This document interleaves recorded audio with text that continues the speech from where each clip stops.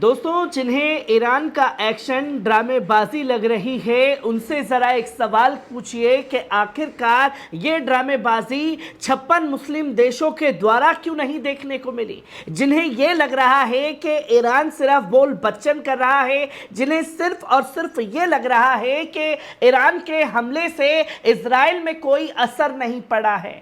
पर अब इजराइल का मीडिया भी और इजरायली भी ये मानने लगे हैं कि ईरान के हमले से बड़ा खतरा जो है इजराइल के ऊपर मंडराया है, जिसके चलते अब इजरायली अपना शहर, अपना देश छोड़ करके भागने के लिए मजबूर हो गए हैं, जिसका वीडियो सर्कुलेट किया गया है, जो कि आप इस वीडियो पर नजर डालिए। תקלטו איזה תורות הולכים פה בנתב"ג, משהו מטורף. מה זה, עומס כזה נראה לי הרבה זמן לא היה. תקלטו איזה תורות הולכים פה בנתב"ג, משהו מטורף. מה זה, עומס כזה נראה לי הרבה זמן לא היה. आपने देखा ये वीडियो ईरान के हमले के बाद इजराइल के बेन गोरियन एयरपोर्ट का है, जहां हजारों की संख्या में लोग एयरपोर्ट में मौजूद हैं और अपनी कंट्री को छोड़ करके जाने के लिए मजबूर हैं। उनसे पूछिए कि अगर ईरान के हमले से कोई असर इजराइल के ऊपर नहीं हुआ है तो क्यों इजरायली अपना देश, अपना शहर छोड़ करके जाने के लिए मजबूर हैं, जिसकी कई तस्वीरें जो हैं वो लगातार सामने आ रही है। तो वही इजरायली मीडिया भी ये खुल करके लिखने लगा है, खुल करके बोलने लगा है कि ईरान के हमले से चाहे आयरन डोम हो, चाहे इजराइल डिफेंस फोर्स हो, चाहे मोसाद हो, चाहे इजराइल की कोई भी इंटेलिजेंसी हो, वो सब की सब धरी रह गई ईरान के हमले को लेकर के। अगर आप इतने मजबूत होते तो एक भी मिसाइल आपके शहर पर या इजराइल डिफेंस हेडक्वार्टर पर नहीं गिरनी चाहिए थी, पर इजराइल के हमलों ने यह बता दिया कि उन्होंने सिर्फ इजराइल को इस हमले से चेताया है। जहां इजरायली मीडिया, जो कि आपको बता दें कि येद्यूत एनरोद ने एक रिपोर्ट लिखी है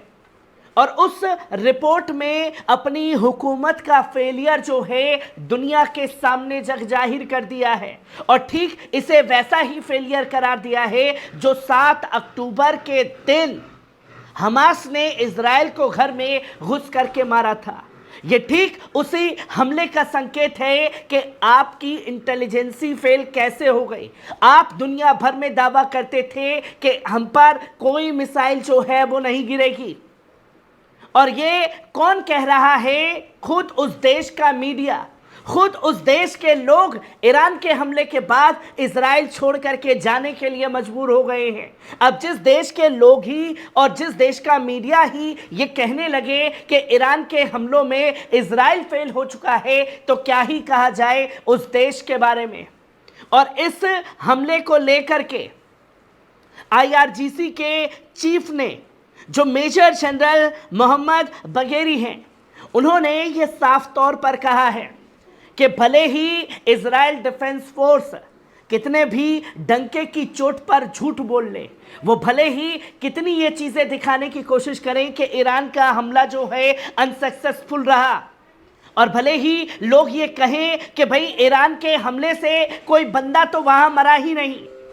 और यही टेक्नोलॉजी है ईरान की कि वो ये दुनिया को दिखाना और बताना चाहता था कि हम आम इंसानों को मारने के लिए नहीं, बल्कि इजराइल की फोर्स को, इजराइल की इंटेलिजेंसी को टारगेट करने के लिए ये हमला कर रहे थे, और हमने सफलतापूर्वक ये हमले किए।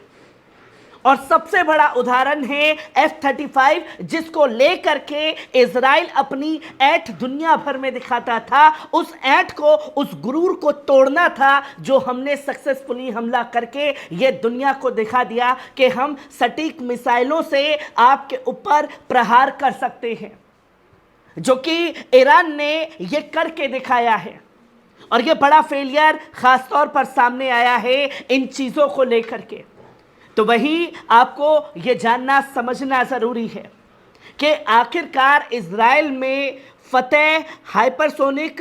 मिसाइल जो है उसकी चर्चा इतनी क्यों हो रही है, और क्या फतेह हाइपरसोनिक मिसाइल ने इजराइल के अंदर घुस करके बड़ा नुकसान किया है,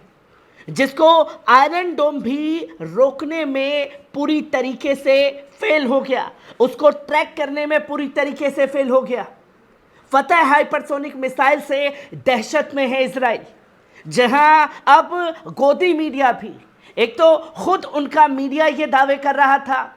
कि इजराइल फेल हुआ है, और अब हमारा गोदी मीडिया भी ये कहने लगा है कि 400 सेकंड में इजराइल पहुंची ईरान की ये मिसाइल, और आयरन डोम भी पूरी तरीके से फतेह हाइपरसोनिक मिसाइल को रोकने में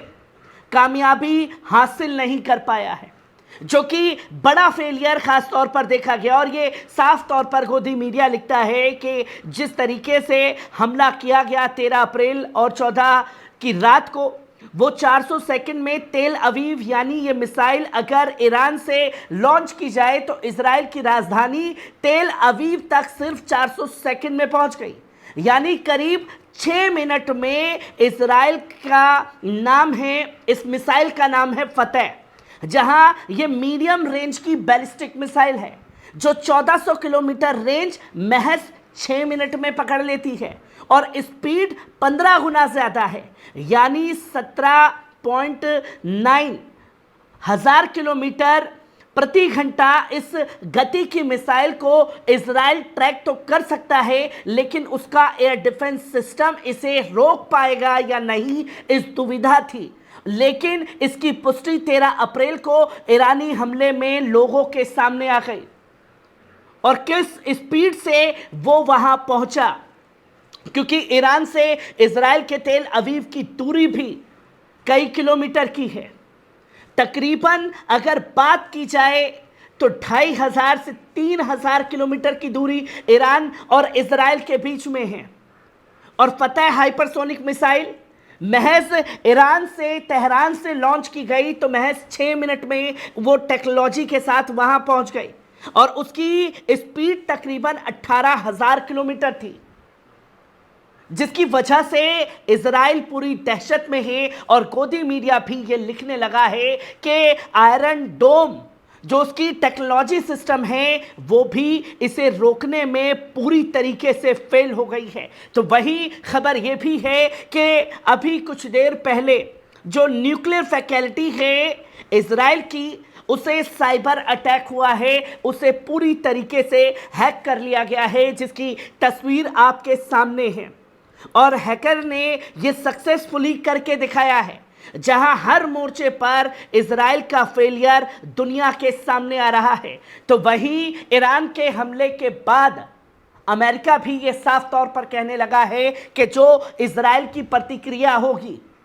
इजराइल की प्रतिक्रिया के बाद इसमें जो हमारी मिली भगत होगी,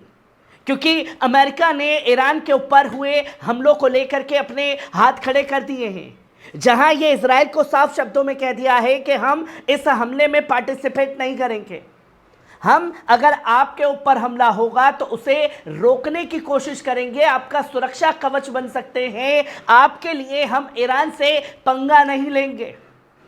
और तमाम जितने भी बड़े अधिकारी हैं अमेरिका के, उन्होंने ये साफ तौर पर संकेत दे दिया है कि अगर इजराइल के साथ मिलकर के अमेरिका ईरान के ऊपर हमला करता है, जो बीते कई सालों से एक दूसरे के ऊपर तनातनी चल रही थी, अगर वो फ्रस्ट्रेशन अमेरिका निकालता है तो उसे मिडल ईस्ट में अपने बेसिस को बचाना मुश्किल हो जाएगा। और ये खुद अमेरिका के ऑफिस के अधिकारी जो हैं ये बयान दे रहे हैं मीडिया से बात करते हुए। अब सोचिए कि सुपर पावर अमेरिका के अधिकारी ने हाथ खड़े कर दिए कि हम अमेरिकी बेसिस को मिडल ईस्ट में नहीं बचा पाएंगे। इजरायली मीडिया ये खुल करके कह रहा है